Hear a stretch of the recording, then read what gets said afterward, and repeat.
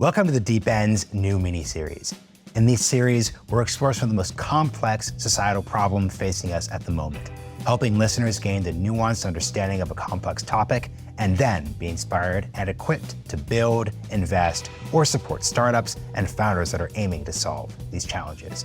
In the last mini-series, we looked at the meta problem of helping more people start companies. At On Deck, we always believe that startups are the best mechanism we have to solve complex societal problems.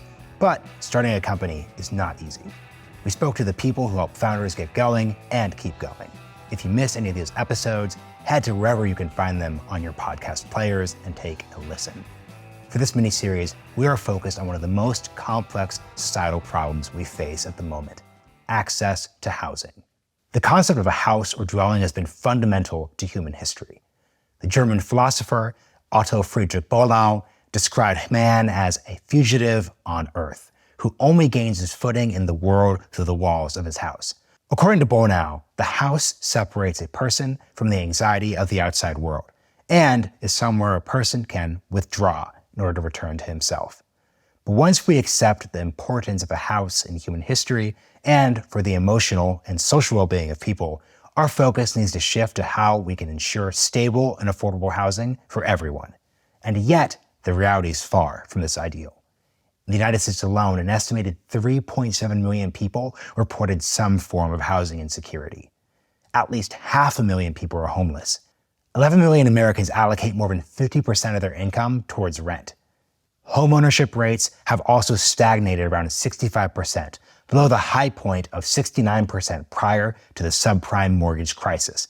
And homeownership rates still contain severe age, geographic, and racial disparities. Yet, these numbers don't demonstrate the full extent of the problem, the millions of people in housing situations which hold them back from living up to their full potential, facing long commutes, limited economic and education opportunities, or unsafe living conditions, both in the United States and around the world. But why is a lack of access to housing a systemic societal problem? What are some of the obvious and hidden costs? Well, first, health and wellness. A home is proven to be essential to our mental and emotional well-being through stability and the privacy it offers.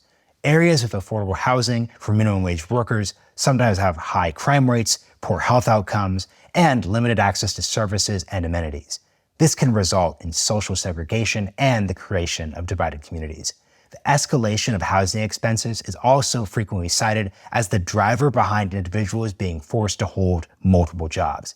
Research indicates that individuals who undertake lengthy commutes to and from work consistently face more stress and lower moods. Second, lack of access to housing leads to an incapacity to advance, a problem near and dear to On Deck. Innovation happens, and always happens, in cities. That's where talent gravitates and where there's vast labor pools that make it easier for people to find jobs, collaborate, and innovate. Think of Amsterdam in the 17th century. Amsterdam's golden age with the East India Company shipping to India via Amsterdam, Edinburgh and London in the late 18th and early 19th centuries, Cleveland in the late 19th century, Vienna and Detroit in the early 20th century, San Francisco today. People who cannot afford housing may have difficulty maintaining stable employment or pursuing educational opportunities, which can lead to a cycle of poverty and economic instability. So housing not only affects direct productivity, but also we're probably missing out on new ideas that help us solve other complex problems. Finally, productivity and growth. Housing affordability affects the wider economy, as it can limit the ability of individuals and families to fully participate in the workforce and contribute to the economy. When people are forced to spend a disproportionate amount of their income on housing, they have less money to spend on other essential items like food, healthcare, and education. As the Works in Progress team published in September 2021, housing is everything. Try listing every problem the Western world has at the moment. Along with COVID, you might include slow growth, climate change, poor health, financial instability, economic inequality, and falling fertility. These longer-term trends contribute to a sense of malaise that many of us feel about our societies. They may seem loosely related, but there's one big thing that makes them all worse. That thing is a shortage of housing. Too few homes being built where people want to live. And if we fix these shortages, we will help solve many other problems, even those that seem unrelated to the problems we face here as well. Housing is not an easy problem to solve, but we believe it's a problem worth solving. We've identified 4 bottlenecks holding us back from achieving more affordable and stable housing, and chat with on-deck community members and founders to explore them. Spatial barriers, capital regulation, technical barriers, and NIMBYism. First up, spatial barriers. It might seem simplistic, but as populations continue to grow, we are running out of space close to urban, productive centers. In numerous urban regions, land is scarce, and available land is frequently exorbitantly priced. This can create challenges for developers who seek to construct affordable housing projects that are economically feasible. There are also a bunch of ways to fix this. Upzoning, the use of public lands, increasing efficiency when it comes to suburban public transit, co-living, and more. To dive deep into this problem, we talk with Will Jarvis of ValueBase, a company which OnDeck invested in. ValueBase is building land-first valuation models and is rooted in Georgist thought. Here's Will giving us the 101. When you create kind of excess wealth within cities, a lot of that wealth gets transferred to landlords in the form of increased rents. Stiglitz wrote this kind of, he proved the Henry George theorem in the 70s, and the Henry George theorem is the idea that if you create a public good in a city, so like a park, all the excess value and utility from that park is transferred to landlords in the form of increased rents. And I realized that Henry George's solution to this problem is to tax land rent. And if you tax land rent, called a land value tax, or you exempt buildings from property taxation, you get these immense economic growth and benefits. After that, we explore some of the other bottlenecks to affordable housing. We continue with access to capital.